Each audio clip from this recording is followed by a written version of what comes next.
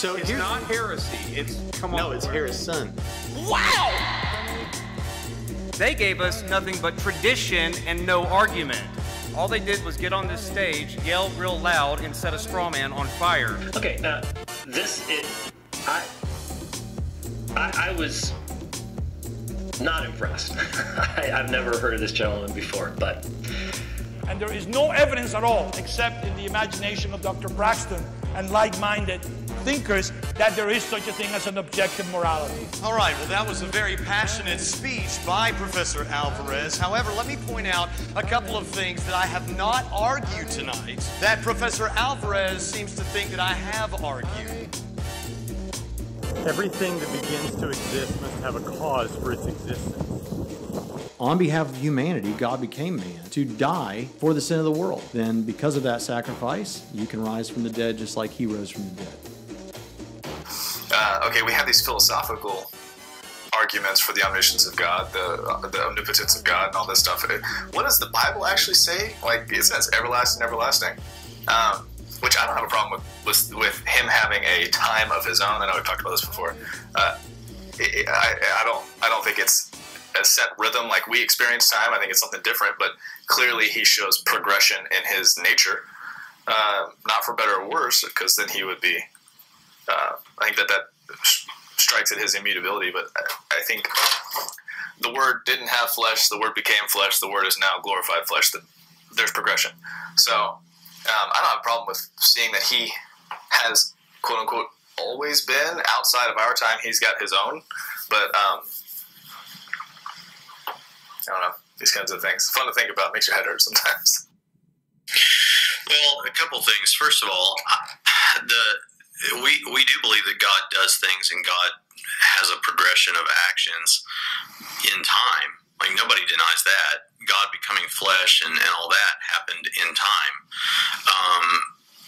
And like we've said before, even if God the Father now is still outside of time because time is a part of creation, he still might as well be in time because he's aware that for us it's whatever time it is, and his awareness of that pretty well makes him at least like mentally in time, right?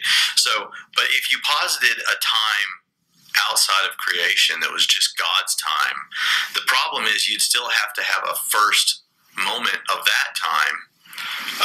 Otherwise, you would have never gotten to whatever point in time God is at any given time. Because if there was no beginning, it goes back to the J.P. Moreland's analogy. How do you jump out of a hole that has no bottom to it? If there wasn't a beginning to that time, then but there is time, then you could never get to where you are, because you would have to cross. Because even if you crossed half of the infinite amount of time, you would never have gotten to this time. But the whole point doesn't make sense to begin with, because there's no beginning point for time to start getting anywhere. So that's why philosophers have mostly said, Christian philosophers just said, he doesn't exist in time, and that actually makes a lot of sense of the biblical language. It seems like he's timeless, and that also makes sense of his immutability. He's changeless. We could say he changes in the sense that he takes actions in time, but I don't see why he needs to be taking. It seems like the whole point of trying to say that God has his own timeline is so that you can allow for God doing things in eternity, timelessly, or that you could allow for God doing things before creation. But I don't know what it even means to say God was doing things. I don't know that God has to do anything or have a passage of time in order to statically have a perfect relationship of unity within the Trinity. I don't even think God necessarily has to have a progression of thoughts in eternity. He just knows all. And if you know all, you don't even have to have a progression of thoughts. So I just think it's much simpler to say, first of all, I don't think it's possible for God to have a timeline of his own. But second, for the reasons I already said, but then second, I don't know why you'd want to posit that except to allow for things that I don't think we have any reason to believe God does, which is taking actions prior to creation, which would involve time. Okay, so there was God not having time. The Scripture actually, I think, favors God having a time. And when I say he progresses, I'm not talking about in time. Yes, Jeremiah 19, he's molding people, all sorts of stuff. I'm not talking about that. In the beginning, God created the heavens and the earth. Obviously, there was a point in God's continuity, whatever you want to call it, where there wasn't creation. It was prior to our continuity, our time, where in the presence of God, there was not us. And then he created it, and now there is us. So there has to be a progression in outside of our own continuity. And I like the word continuity because if our entire universe stopped, we would have no way of knowing at all how long that was. It doesn't make any sense because we know, like if you could sit in your office and stop your city for a minute, you would know it's a minute because you're the one who stopped it, right? There's still continuity going on with you or outside of the city. But if you stop everything we could know, then there must be a continuity outside of this that dictates how long that was. That would be God's. His continuity is the objective standard, and then what we experience as time is its own continuity. It can be, fudged with a little, which is why we experience general relativity, I think. I need to send you a book. I think I can loan it to you on Kindle. I think it's where I bought it. But it goes through the passage, the Boethian and similar views of time and God's timelessness, and he's outside of time and completely immutable, and those are very tied together. And he explains how those don't answer all the ways Scripture talks about God. I don't see. So yeah, then you have the question: are you jumping out of a hole with no bottom? Well, if you don't say that God, if you say God doesn't have his own kind of continuity and he just is, you still have a hole without a bottom. I mean, are you saying that God had a beginning? If you didn't have a beginning, I mean, I guess, are you just leaving that up to mystery? Like, well, I can't really explain it. I don't have words to explain God outside of our continuity, time continuity, the creation of the universe. So, but it couldn't be my answer because it's a hole without a bottom. Or do you have an actual explanation for what God experienced? Because just saying he's eternal or everlasting, that doesn't answer it. That's just saying, I don't really know, in my opinion. No, this is exactly well, let me take these in turn. So first of all, you're saying, and I understand you're using an analogy, so I don't want to do what Calvinists and other people do to us. Well, it's different with God. But if you're saying, like, if I had a button where I could pause time for everybody else but me, the difference between that analogy and that I think is a substantial difference is I am still in the physical universe, a time-space universe. So, of course, I would still have my own time, and I could observe the passing of time and then turn it back on. But that kind of begs the question of exactly what we're talking about, is whether God has that. And so when you say there has to be a moment before creation, I think that to say before creation is to package in with the discussion a time-based existence for God outside of creation. I don't think it makes any sense to say before creation. I don't think it makes any sense to say, I don't even, when I say, and I use this term the way that some of the Christian philosophers do, I think everlasting is a time-based term. So when I say, what will I experience going forward? Everlasting life. It won't end, but it will be in time. The way I use eternity is for timelessness, but I won't. For this discussion, I'll just say timeless. I think God exists. I think God still exists, God the Father, timelessly, although I think it's a moot point now, like I said, because he's aware of our passing of time, so that kind of forces him to be in time in the sense that he's aware for us. But I think that outside of creation, which is how I say it instead of before, outside of creation, when creation was not, or you can't even say when, but outside of creation, I think that God existed timelessly. Now, do I have the same problem that I'm saying you have, where there's a hole with no bottom to it? No, because I don't think there's a hole. I don't think God, to say, well, then what was God's beginning? That again assumes a time-based term, namely beginning. Things that exist timelessly don't require beginnings or endings. Those assume time, which is why I think that to say what Orthodox Christianity has said for centuries, at least since Aquinas and people like that, it makes more sense of it. God exists timelessly, and as such requires no beginning and no end. He just exists timelessly, necessarily. Now, if someone says, "Yeah, but how? That doesn't make any sense. I want more information," I think at that point we're just at a brute, primitive fact. God just existed. God just exists necessarily, timelessly. And so the only way you have a problem of a hole you can't jump out of is if you say God has his own time and he has experienced who knows how much passing of time, because then you got to say, okay, well, when did that begin? And if it began, but it was infinite into the past, that's not possible, because he never would have gotten to where he is now, because he would have had to have crossed an actual infinite number of points on the divine timeline. See if I can jump in here before Matt does. I'm in my office. This is where Matt and I were using the term continuity, where God has his own continuity, and to think about this in like your terms you're using, Braxton, is you have in the eternity continuity, where that's where God exists, and he has orders of events that occur.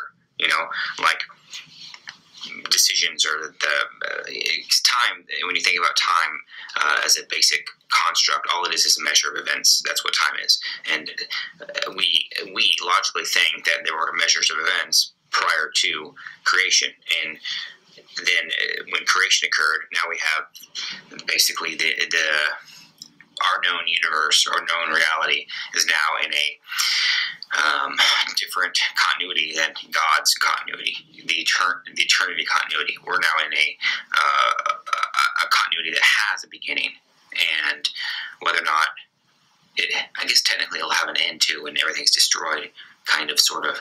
I don't know if we're going to jump into a different one or anything, but I think that's where people get confused about time, is that Matt and I are defining time as just an order of events, and we think that, again, prior to creation, that there were still an order of events that were going on. What events took place prior to creation, and why do you believe such events were taking place? And also, I don't think that time is either a construct, like just something that's a useful fiction, or just a sequence of a way to organize sequences of events. I think time is bound to space and matter, because as we know,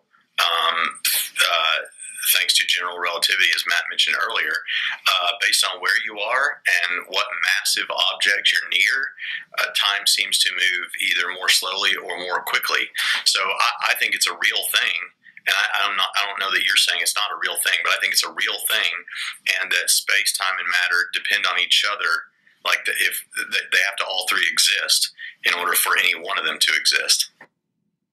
Well, if God is orderly, as we know he is, then he had to determine to create before he created. I don't know how you're getting around that. You seem to be saying that. I mean, the way you described it earlier, it almost sounds like you're saying that he existed, like the universe is when, I don't know, you're not allowing for the option for God to not create, or that the universe is necessary along with him or something. There's some weird implications to what you just described. I know that's the traditional view, and I kind of reject the traditional view based on what I've read. But I don't see a reason why. Yes, the bottom with no hole, or the bottom with no hole in it. The hole with no bottom in it is an interesting question. But the idea that God is a personal, thoughtful being who decided to create and then created. Yes, it's even almost impossible for us to talk about it. I've noticed you several times we're using temporal language when just to describe what you're trying to say. because, and maybe that's it. Maybe we just don't have the words to explain it. But we're two-dimensional, or we're three-dimensional being, like we're like two-dimensional beings explaining the third dimension. I don't know, but I still like Billy said, it makes sense to me. God has a continuity of His own, and He experiences that in a different way than we know how that works. And then we have our own continuity. And yeah, if God paused the entire universe, the cosmos, for a second, I mean, we would have no idea. Between every second, it could be 1,000 years, and His time or whatever. We don't know. But I don't know. Your view just doesn't.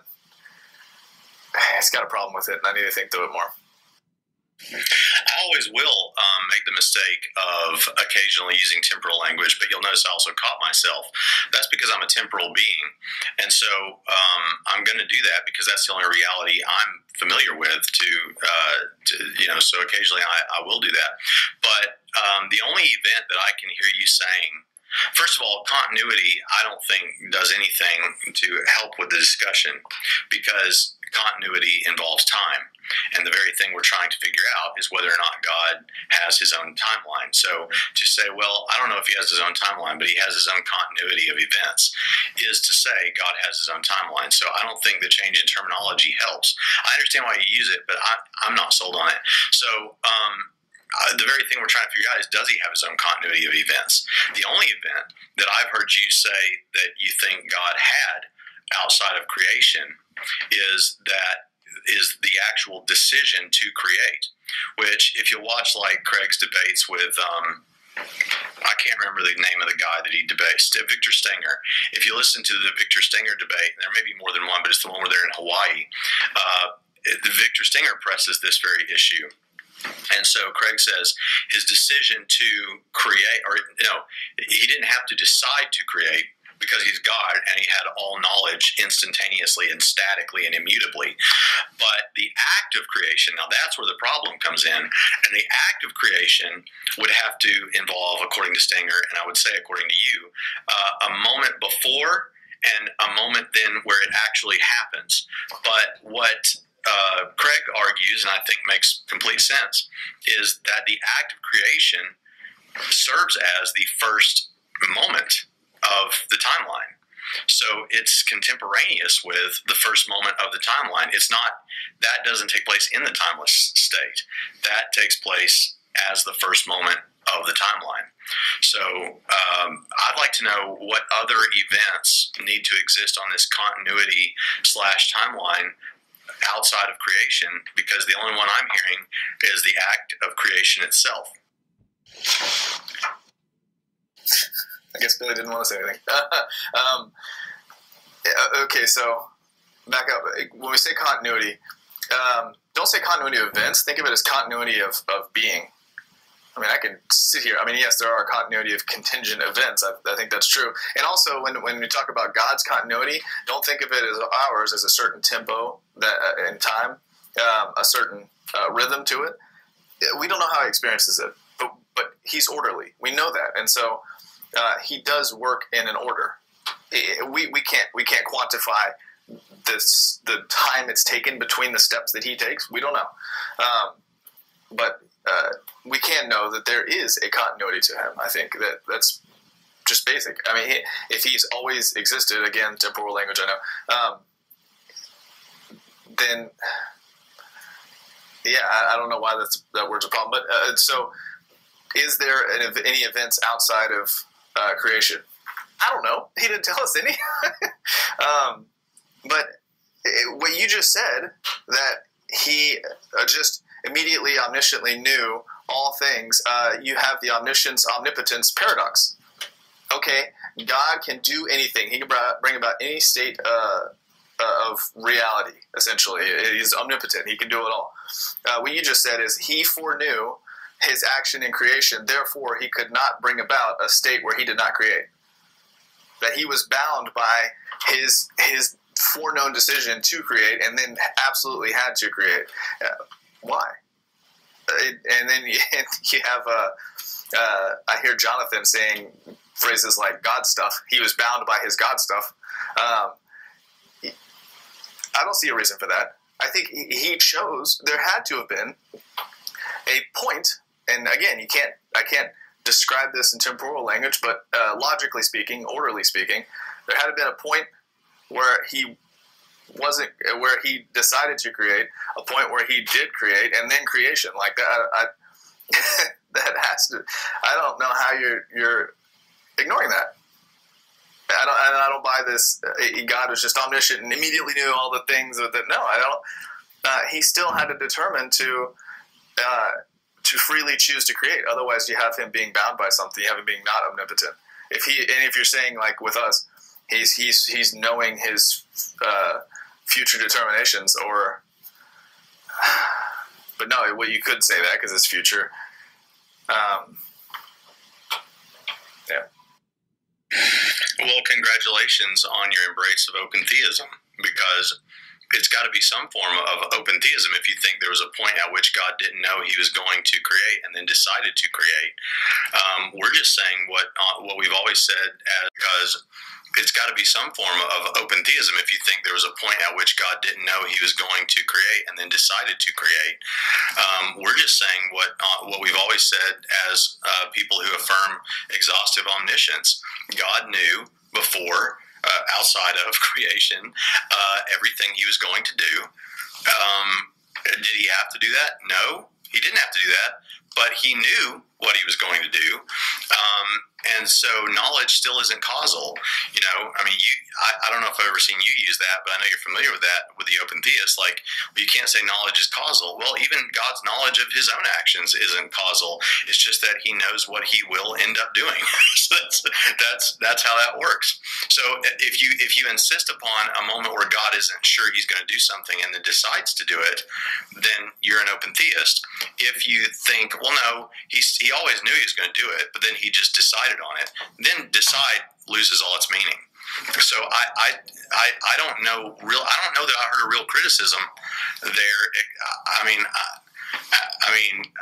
Without sounding like a jerk, I just kind of heard harumph. I didn't hear a criticism. I heard this. I heard that's not compelling to me, because I just think of God as having a sequence of events, even if those events are merely thoughts or mental changes or mental states. I just have to believe in a God like that.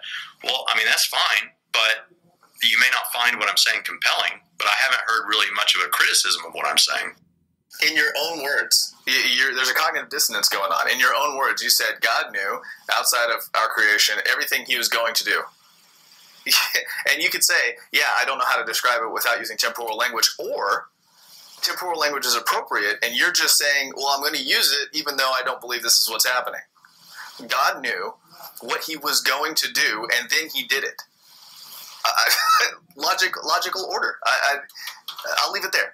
That's my argument. You are yourself making that argument, but then saying, but no, that's not what I mean. No, logical order is not temporal order, and logical order does not require the passing of time. And even if it were the case that I did use temporal language to describe this by accident, which I'm not, we're talking about logical priority, but even if I did, how is my difficulty in remembering to use non-temporal words an argument for? All that's an argument for is I think this human who's talking is a temporal being living in a space-time universe, and so all his frames of reference are that. Guilty as charged. That has nothing to do with whether or not what I'm saying makes sense. I'm just pointing out an inconsistency on your part. Yes, it's difficult to talk about this without temporal language, but you seem to, even the way you describe it, even if you could do it without temporal language, which I don't know how you could, you have, okay, so yeah, logical priority. Fine, it doesn't require temporal language, but we're not arguing for time necessarily. That's why we're using continuity. There's a continuity of events. And if it's logically prior, it's still prior. It's still a continuity of events, even if they are, heat and flame or whatever the other examples are. That it's prior to the creation of our universe, God knew, freely determined to act, because you're right, foreknowledge is not, or just knowledge in this case, is not causal, determined to act, acted, and then there's time. What we experience is time. So, yes, is that logically prior? Yes, but that's still prior. That's still a continuity. No, that's the whole point of describing something as like a logical, like something being logically prior versus temporally prior. The whole point of having separate categories is so that we don't make the categorical error that you're describing right now of saying that if something is logically prior, it means that it's temporally prior. It doesn't. It doesn't mean that. And so, I think that all of those things were instantly, immutably, and statically known in the mind of God. And I'm still waiting for anything, any event that takes place outside of creation that is necessary, that necessarily implies time or the passing of time. And if you're backing into the position that, well, when I talk about continuity, all I'm talking about is logical priority and stuff. Okay, then we agree. We don't have any real difference there. But I'm telling you, this idea that there's no cognitive dissonance. This is something I've thought about since I first discovered apologetics, because the Kalam cosmological argument rests partly on this to defend its implications. So I really believe this with all my heart. I don't think it's possible for God to have his own timeline. Yeah, so I shouldn't use the word time way early on, but you misquoted me. I had never said that logical priority equaled temporal priority. I did not equate logical order with temporal order. Yes, I am more coming at it from a sense of continuity. The way we experience it is time. Continuity for him is something different, but it's still an orderly thing. It's still logical order. Fine. We can't temporally describe it, but things are happening in event and sequence. And you say, and you're really arguing, your argument seems to be, well, you can't give me an example, therefore nothing happened. Well, no, I can't. We were never told an example of, besides creation, what happened logically prior to creation. It could have been an endless number of things. Obviously not an endless number of things. Well, you can't jump out of it. Gotcha. And almost endless number of things. I don't know. Just because I can't give you an example doesn't mean there wasn't. But because I can't give you an example doesn't mean I'm right either. I get that. So, but no. Yeah, I'm not arguing that God has time like we experience time. But there is room for a continuity of events with him outside of our creation. How about that? Does that pass the linguistic hurdles? No, it doesn't. You said that I attributed to you something that you never said, that logical priority implies time. And so you said, well, I didn't say that. I'm still saying that maybe he doesn't experience time the way we experience it, but he experiences some form of time or something like that toward the end of your message. Go back and listen. You're still wanting to say that you're wanting to say, okay, logical sequence does necessitate something like time.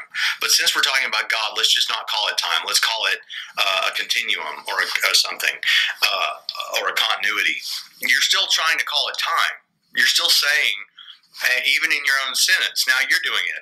You're saying I'm not talking about time necessarily, but I am talking about time. It still leaves room for some kind of time.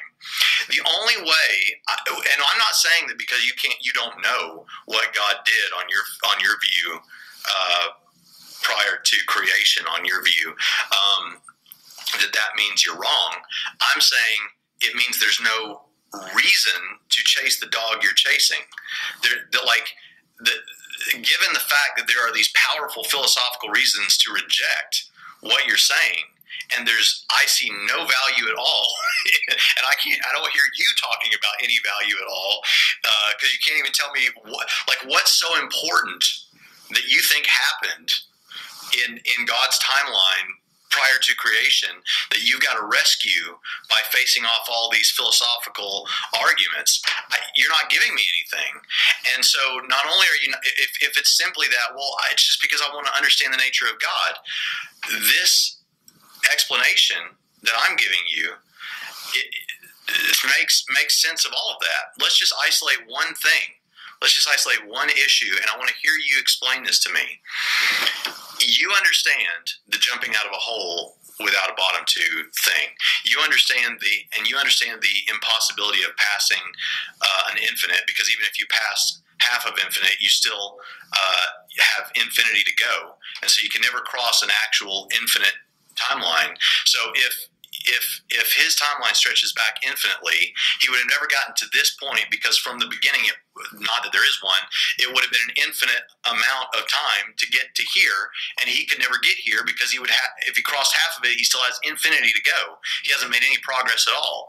So you understand all of that. I know you do. So I can say beginning, to have a beginning, is a time-based term, and God exists timelessly, so he has no beginning. He just exists necessarily timelessly. I want to know how you, on that view, can even possibly argue that God doesn't have a beginning. I thought of a way you could, but it doesn't help your position. You could say that, what I'm describing is correct, that God exists timelessly, but then at T1, he starts a timeline for himself, outside of which he didn't exist in time. But he starts a timeline for himself that's not creation. I still have problems with that. But then if you said that, you could have then, after that, God has time, and then somewhere down the line he creates. But that kind of defeats the purpose, because then why wouldn't you just say T1 was the creation of the cosmos? I want to know how, on your view, God has no beginning, because not only do I not see how he got here, or to whatever point creation began, I don't see how he has I don't see how you avoid him having a beginning. I got to think through that, but I'll tell you the problem I have with what you just described, and that part of the reason for me looking for a different answer is because what you just described is him being completely you apply some order there to him, that he existed and then he created for himself a time. So you still have this order of events, but you almost, the way you're describing God is that he was almost like the universe is eternal with him. I don't know. There's a problem there, and I can't put my finger on it yet. I just have that feeling I normally get. I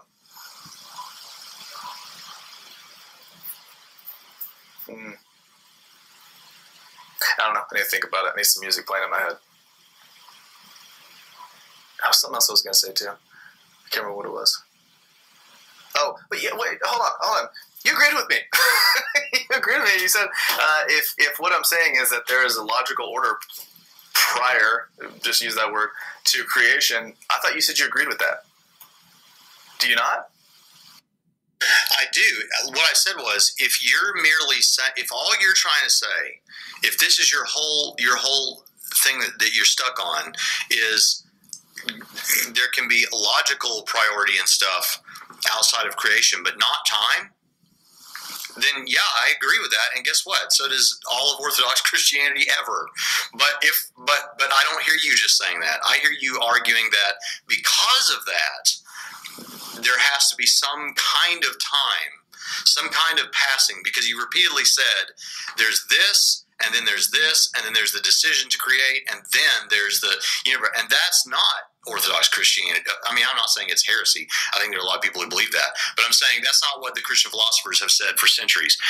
And that doesn't mean anything, right? They could all be wrong. I get that.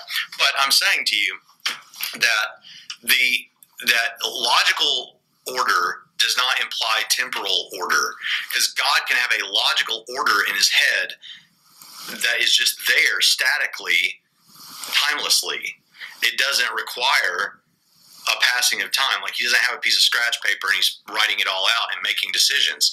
It's just all there. So where I agree with you is, if you want to stop short of time and just say God has logical order timelessly, statically, then yes, I agree with you, and I don't know anyone who disagrees with you.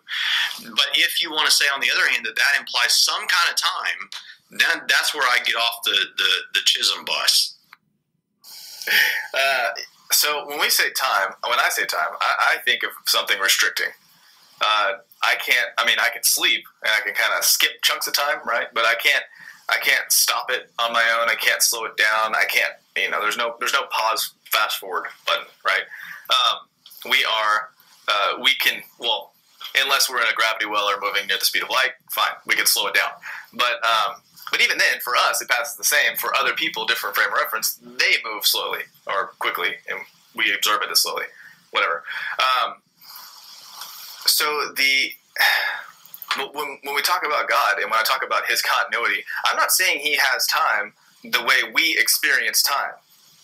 I'm not saying that he is that there is this tempo or whatever. So I don't like using time for what he experiences. But I also don't think that I don't know. There's just still a problem with the way you're describing that. Is that like he didn't exist outside of the moment that he logically created the universe. We don't know what else is out there outside of our bubble of a universe. We don't know what else is out there. I don't. Just because we can't say that God, the whole. He couldn't make it here because of infinite years in the past or infinite time in the past. Well, again, that's assuming that the time he experiences is like the time we experience. If you apply our time and our experience to him, then yeah, it doesn't make any sense. But if he experiences something completely different, then your example of jumping out of a hole with no bottom could be completely meaningless. We don't know that. All I'm saying is I'm leaving open the possibility that the view that you're espousing may not be correct. There could be some form of order outside of our time. Can I tell you what he did? No. But if there's room for a logical priority, I think there's room for a working priority, for lack of a better word, because again, I don't know what time looks like at that point. We can't compare it to ours. But his experience does not have to be punctiliar as you're describing it. I don't see why he can't have a drawn-out experience. Could we draw it on a timeline? No, because it'd probably be way too big. Or maybe it is like that. I don't know. But, yeah. Yeah, time for us is something that's restricting. I don't like using that word for God.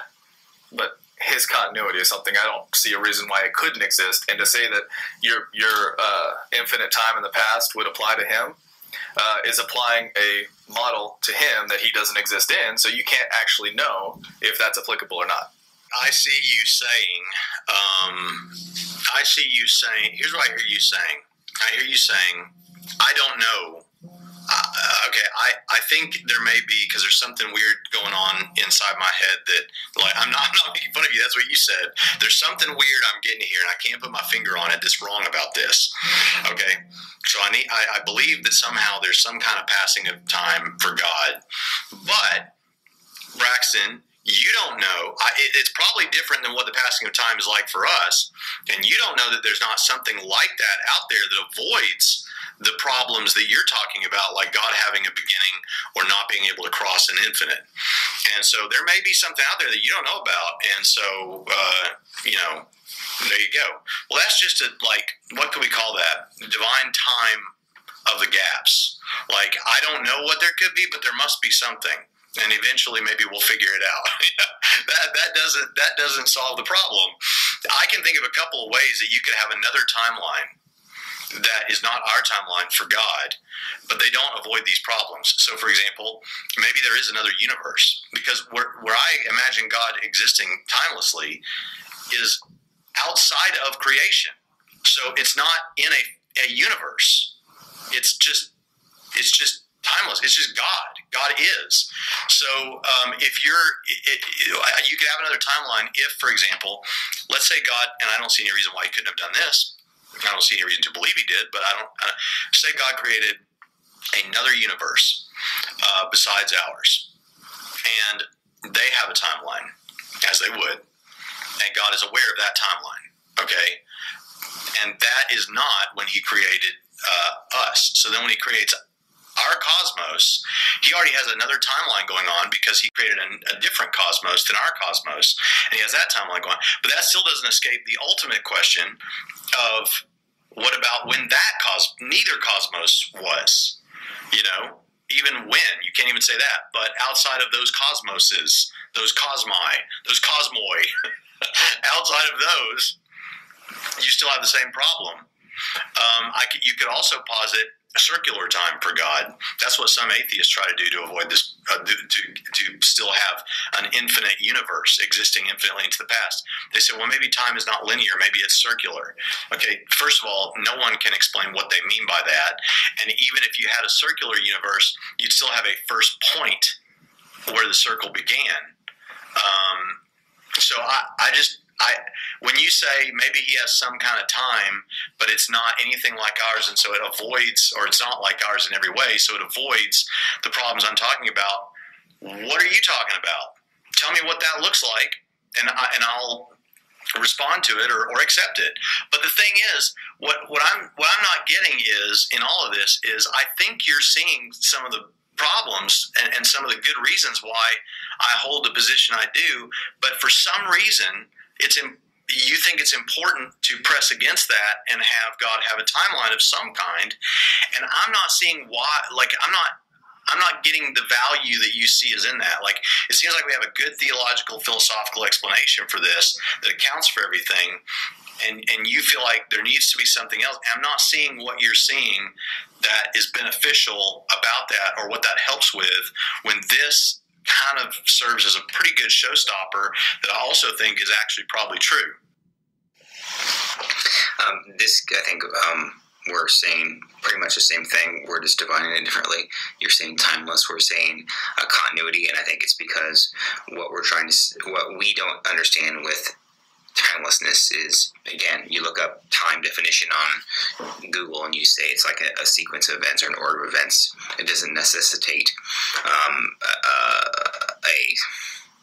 a way to measure those temporally, but it can also just be like logical order, like you were saying before. We both agree that there was a logical order of things prior to creation, and that's what we're saying is within God has his own continuity. He has his own order of events, logical order of events, however you want to describe those. That's what we're saying that God has.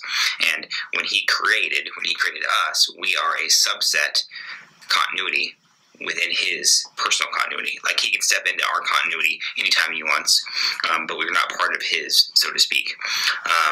And that's what we're saying. And I think we're basically saying the same kind of thing. We're just trying to use different terms. Matt and I don't.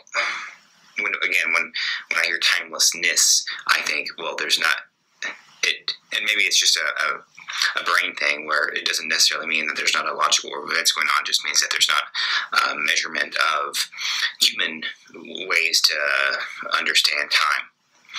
And that's why we're saying that God has his own continuity. So there's his own order of events that occur, and then he can come into our own, the continuity that he created for us.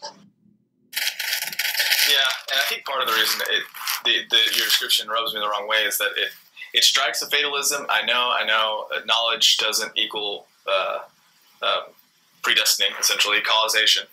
But when you get... So let's just work with your model for a second. You have God outside of time. He's timeless. And then you have this bubble of time in the middle.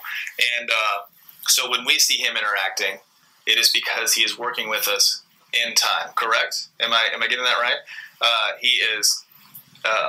So I just use Jeremiah 19. He's working with the kingdom. They rebel. He wipes them off the face of the earth, but they repent. Then he withholds his judgment, obvious temporal language. And you would say, I assume, this is happening in time. My question is, is God bound? You're almost saying that God is bound to our time, or if you're saying that He is outside of our time and just kind of dipping in, or however you want to describe it, then you still have a logical order outside of our time in which He is not interacting and then interacting and then not interacting and then interacting. So how do you explain that? Because it makes sense to me to say, well, yeah, He has a continuity. Prior to creation, there was a prior to creation. We don't know what that looked like. And then throughout creation, He is dipping into time. He knows our time. But He is not bound by it, so He can remove Himself from our time. And when He is outside of our time, what's happening? Does He not exist? No, of course not. He continues. There's a continuity of being throughout that. But when He comes back in, there are orders of events outside of our time. So maybe part of the problem is we've been restricting this to just beginning, but throughout time. If you say he's existent outside of time, which I think is right, outside of our continuity, then you have to admit that there is a continuity with Him where He enters our time and then leaves it again. But if you're saying that He can't come and go, then He's bound by our time in some way, which is, I don't think, correct. Or you have deism, I think, where He just like kicked the thing and then He's outside of time the whole time. A possible solution to that is the persons of the Trinity interact with time, and the Father maybe doesn't. The Son and the Spirit possibly. There are some other ways to try and argue that too. But yeah, what about during time? How does your model work with God coming into and leaving our continuity? Well, first to Billy, I do think that we're getting closer to saying the same thing. But if you're saying, when we say God has His own continuity, first of all, right at the end you said a continuity of events. I don't think there's a continuity of events. I don't think logical order has anything to do with events or before or after a particular event or anything like that smacks of anything temporal or requires anything temporal. But if you are just saying, when you say continuity, you're just talking about something like logical ordering. Well, then why not just say logical ordering? I mean, like, we already have language for that, because when you say continuity, most of the people that you know will think what you mean is time, whether they're learned or unlearned people. And so it's a little bit confusing. There may be some important biblical or theological continuity between God's continuity and our continuity that you want to make an interesting point about that I'm not aware of. But aside from that, if you're just saying, well, yeah, we mean something like logical, well, then why not just say that? And if you're saying something like what you said, like we have our passing of time and our stuff, our order of actual events, and we can't get to God's or whatever you said there or whatever you meant there, well, then just all you got to say there is God has a logical order. God outside of time is aware of logical order of events or logical order, and logical priority and things like that. And I mean, I don't know what you're trying to avoid saying there. Like, we can't access that, or we can't get to that. I don't know where you're going there. But in terms of the continuity thing, we've already got language for what I think you're trying to say. But I actually think you're trying to say more than that. I think the whole reason we're talking about this is we are kind of washing back and forth between saying we're talking about logical priority and logical ordering, but we're also kind of talking about an order of events, because you guys keep saying that, like, which does require some kind of time, and that's where I have my problem. As for Matt's issue, which I think is a really good thing to talk about, which is, okay, God has now created. Is He now in time? Yeah, this is where I'm saying at the beginning, and this is a very nuanced point, but I think it's important to keep all of this organized, is He's in time now from creation, from like T1. He's in creation in the sense that He's aware that and He can't help but be aware that in the cosmos, it's this time, it's this time, it's this time, it's this time, it's this time. And with every tick of the clock, He is aware of that outside of time, that for those in creation, it's this time, this time, this time. And when He jumps in and does something, at T457, and then later does something from our perspective at T852 or whatever, then like outside of time, is it time? It's time in the sense that he knows what our time is. So in that sense, he is kind of bound by our time. Yes, I don't have a problem by saying that because he didn't have to be, because he didn't have to create. But given creation, he's aware of time because we're aware of time, because time is passing in the cosmos. But that doesn't make the state he's in now a time state. It just means it's just because of his omniscience and his knowledge of what is happening in the physical universe. I don't know if that's enough. But, okay, so he is outside of our... I'm trying to understand your position. He is outside of our universe, and can we call it the spiritual realm? Just to say, not here. He's there. He's in a spiritual realm, which we'll just call timeless. He's in timeless spiritual realm, and he is bound by our time because of his omniscience. He always knows what time it is here.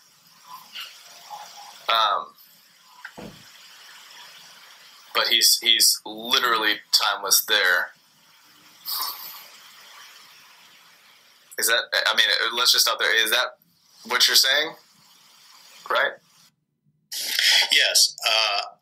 It's kind of like ipso facto, you could say he's in time at that point. He's not. He's timeless. But because of his awareness of our timeline, he might as well be in time because of his awareness. He can't help but know our time.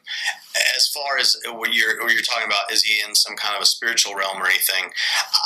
I frankly think everything spiritual, the spiritual realm is in the cosmos.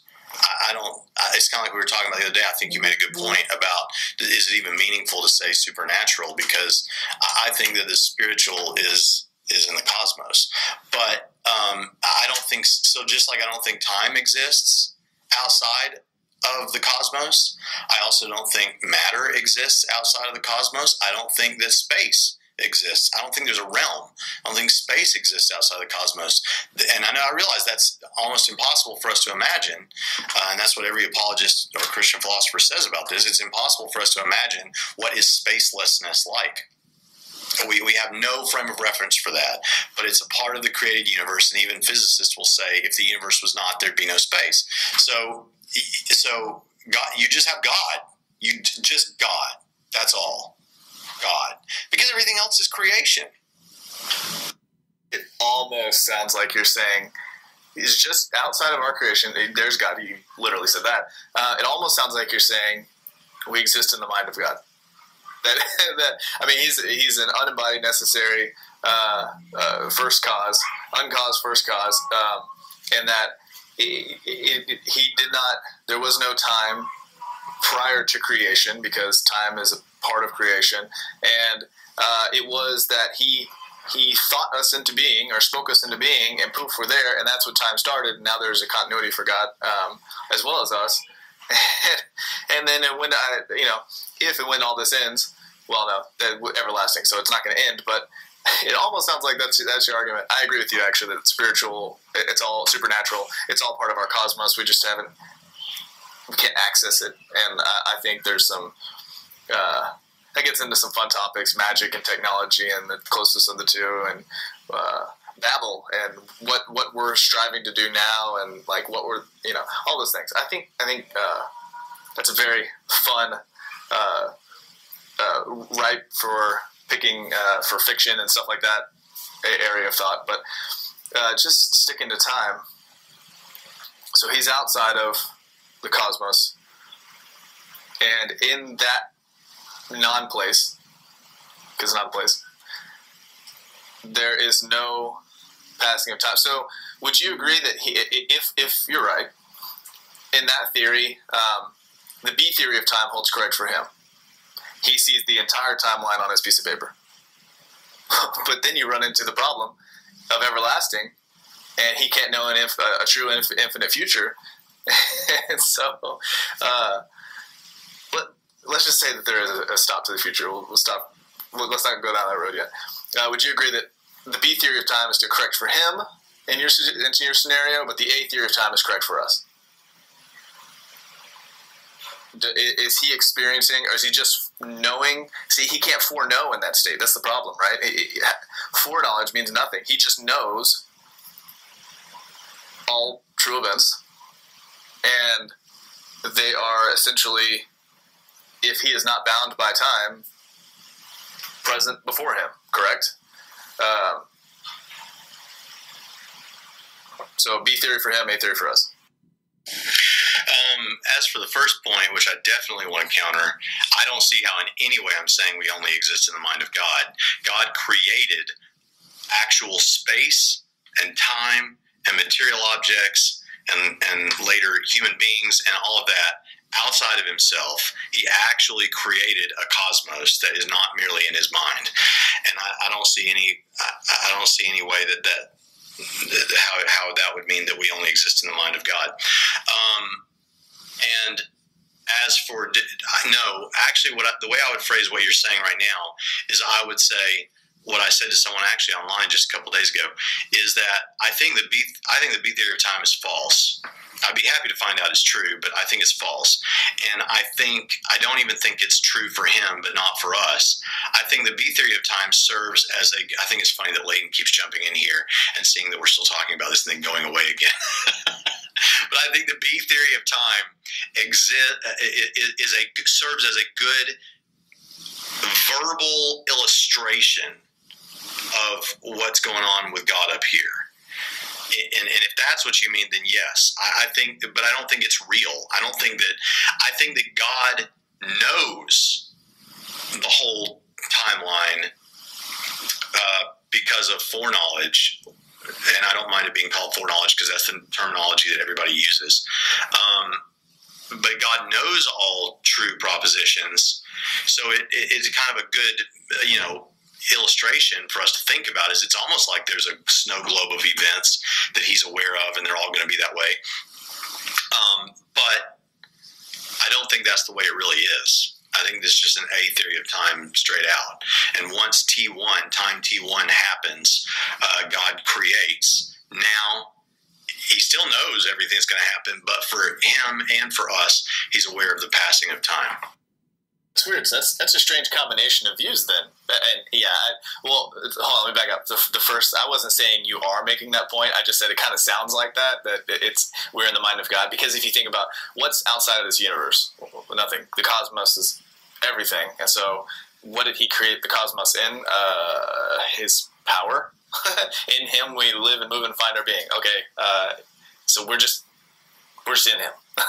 Because there's nothing outside of our cosmos for which to create our cosmos, so it's just him. That's why I said it kind of sounds like what you're saying. I'm not accusing you of that, but it's an interesting thought. What was I going to say? Crap. Oh, but so foreknowledge versus knowledge. If he is timeless, you have like a weird combination of views. You're saying God has submitted himself to time in a sense. Because if he were actually timeless and outside of time, then there is no foreknowledge. It's simply knowledge, and the eternal, what's it called? The ever-present, I can't think of it, eternal now view, must be true in a very real way. He could interact with those things. That's how I thought when I was a Calvinist. I thought, yes, he's outside of time. Eternal now view is true for him. B theory. A theory is true for us because we experience it. Like he sees the way I describe it to people is if you draw a line on a piece of paper and then you roll a ball down the line, that the tangent point of the ball is what we experience, but he's in before the entire line. But it sounds like what you're saying is no, he's not timeless in that way, and even saying anymore is temporal. And would imply that he was once timeless and now is not. I don't know. I don't know how you're getting around B theory if he is truly timeless. And if he's not timeless, then it's anymore, which means he was timeless at one point, or he was never timeless. or something. Okay. This goes back to the knowledge and it is not causal thing. When I say that B theory serves as a good illustration of God's knowledge, see, I'm talking about what God knows. God knows all events, and so if you try to imagine God's mind, it's kind of like a B theory, but I don't even like talking that way. God knows all the events as if they had already happened. Like B theory would say that the future and the past are equally real.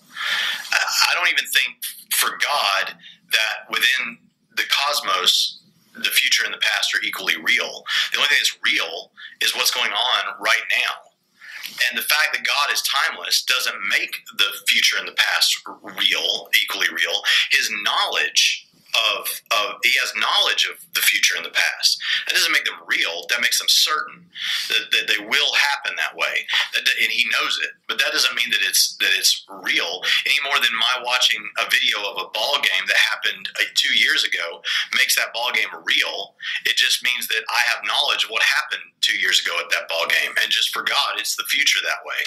So, and the past for us. And yes, God is, so B theory just serves as it's a useful fiction. See, B theory says those are actually real. I'm not saying that they're actually real. I'm saying God knows them. So it serves as an illustration, but it's not real. The B theory is not actually happening. The A theory is happening. The point where the ball is hitting traction on the page or whatever you said, that's what's real. The time that we're experiencing, the future and the past are not real. God knows them, but they're not real. That's what I'm saying. Yeah, I agree. Yes, we are experiencing a time. But so you're saying God is, and maybe you already said this, and I'm backtracking. Short one. Is God currently outside of time? God the Father is currently outside of time. Actually, by the way, I think this makes great sense of the Trinity. And you started to touch on this a little bit. From very early in my apologetic interests, I saw this connection and thought it was great. So God exists outside of creation, right? Outside of time, space, and matter. So why is it important that there's three in the Trinity? Or what's the benefit of that for us? Jesus comes into time, space, and matter and incarnate, and now he's with us to tell us about the Father. But we have in creation no way of relating with the Father, so the Spirit is the means by which we can relate with the Father. And I actually think it's pretty interesting that the Bible kind of talks that way. The Bible talks about God and how we pray in the name of Jesus to the Father, and that is carried away by the Spirit. I just think that works so well with the Trinity. Okay, but think about what you just said. God is outside, the Father is outside of time. The Son came into time. That's temporal language for God, who, while outside of time, who is timeless. So you're kind of going back to what I said, aren't you? You're saying that God, being timeless outside of this creation, is still coming and going, aren't you? No, God never comes or goes into creation. Jesus came, and my belief is that Jesus stayed. Jesus is still in creation, because remember, I don't separate the spiritual and the physical realms. So I don't have God coming or going. Saying that God came into creation, God the Son, Jesus came into creation, is still not using temporal language about the Father in a timeless state. Jesus did come into creation, and if you say, well, coming into creation creates a time period that spans from timelessness into time. No. When Jesus came into creation was when time began, frankly. But because I think we have these Christophanies all through the Old Testament, including in the garden. But whenever he came in, that's when he came in. that's when that happened. So there was a point when he wasn't in, and then he was in. Interesting. I agree. We agree. All the theophanies in the Old Testament are Christophanies. You can rattle them off, I'm sure you know. Because mainly based on the fact that Jesus says nobody has seen the Father, only the one who's been sent from the Father, and he's talking about himself. So, and John 1, he is the light of the world, enlightening all men. It was him who came into the world, who is interacting with creation, and the Father is not here in that way. Although now you have him going to the right hand of the Father, and how do you get around? He is creation now, his glorified body, but he went to the Father. Are you saying he's not with the Father? It's a fun subject. And I still can't get over if God, we'll just use the Father. If the Father is outside of creation, outside of time, then he is timeless. And the concept of foreknowledge is gone. That all, if to a timeless being, all moments must be reality. You can't say that only now is, because now means nothing to a timeless being. All moments are now. So, yeah, I still don't, I'm not buying your B theory doesn't, B theory doesn't work for him. I think that has to be the case if God is truly timeless.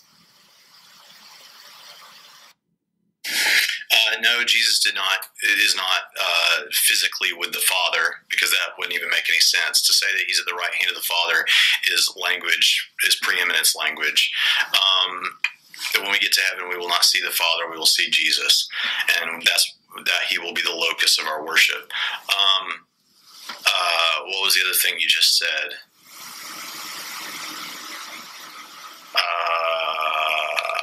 B theory of time. What was the point you made? Oh, you don't see how it could be. Okay, you said all is now, like the eternal now view. Okay, first of all, now, is that a temporal word, now? Oh, yes, it is. It's a temporal word. So again, it becomes meaningless for talking about a timeless state. Secondly, I don't see how that would mean that the B theory of time was true, because for the B theory of time to be true, everything in the cosmos, which is a time-based thing, is still, the future is not real and the past is not real. And I've already told you that I think that God is in time once he creates, in the sense that he's aware of the passing of time for us. So the only thing that's real is what is happening right now. That's the only thing that's real. The past isn't real. The future isn't real. You say, yeah, but God knows it all, and he's aware of it all. Well, yeah, that's just God being omniscient. But it's not real, and he's aware that for us, it's not real right now. And for him, it's not tensed. It's not that it's real, but it's not tensed. It's just he's aware of everything that for us will happen and everything that for us has happened. Okay, and that's because he's in time currently. So logically, prior to creation, when he wasn't in time, because you've said he came into time, then you still have a being outside of this construct of time. You still have events happening later outside of his timelessness. He's still foreknowing. So he has some kind of continuity in which he wasn't in time. He is now in time. Things that didn't exist now exist. He knew it all. But to him, things are coming into being. I still, it still makes sense. Do I know how to answer your jumping out of a hole with no bottom question? No, not yet. But I don't know. You're kind of talking in circles on me now. I don't see how, but I guess I can see how it appears that way. But in my mind, it all works. Outside of creation, did God think that creation had been created? No. So he was aware outside of creation. In creation, a timeline exists. And once he created, he's aware of what time is happening at that time. Not the future, not the past. Those aren't real. But he's aware of what's real and what's not. And even outside of creation, he's aware of what's real and what's not. I'm not sure I see a problem with this. I don't know how much longer I can keep going. I got work to do, but I'm having fun. Let's see if I can say what you said. Outside of creation, was God aware that creation had been created? That's a tongue twister and also a brain twister. Outside of creation, was God aware that creation had been created? So if he knew a timeline that did not yet exist, then he had to have timelessly known of a point post what he was knowing, after what he was knowing. So experientially, he had not reached that point. So isn't what you just said saying that God, omniscience, yes, all at one time, fine. Experientially, didn't God experience a point where there was no creation, then a point where there was creation? And can you say that that was instantaneous? When, it kind of sounds like you're saying what I'm saying, but in different words. No, because you're imagining, and I don't think any of us can help but when we try to imagine it, because even when you're imagining God right now, I'll guarantee you that you're thinking of something visible. You're thinking of this mass of light or some kind of angelic swirling, force. But you and I both know that God is not physical like that. So you can't help, and the same is true for the rest of it, just like with material. We can't help but think about God spatially or temporally, but that speaks not to whether that's what's really going on. So so you're thinking, and even me, I even think about it this way when I'm trying to talk through this, is we think about, there's this long period of time of blackness in which this beautiful golden light is existing or whatever, and then there's a point where he creates. Timeless. The first point in time is at creation, and then your question is, okay, but how long? Like, how long before that? Before he created? This is senseless talk. This is meaningless talk. It's timeless. And you're saying, well, what's that like? I don't know. I'm not God, but that's the way. That's how this is going. I gotta answer some emails and calls I've been ignoring. For the record, when I think of God, for some reason I always picture like water around a giant glowy throne and his feet. Like that's the best I get. The best view I get is his feet, and the throne's like actually clouds. There's clouds surrounding his throne, and I can't see what that is. So that's what I picture when I picture God. Well, congratulations, you are a heretic and an idolater.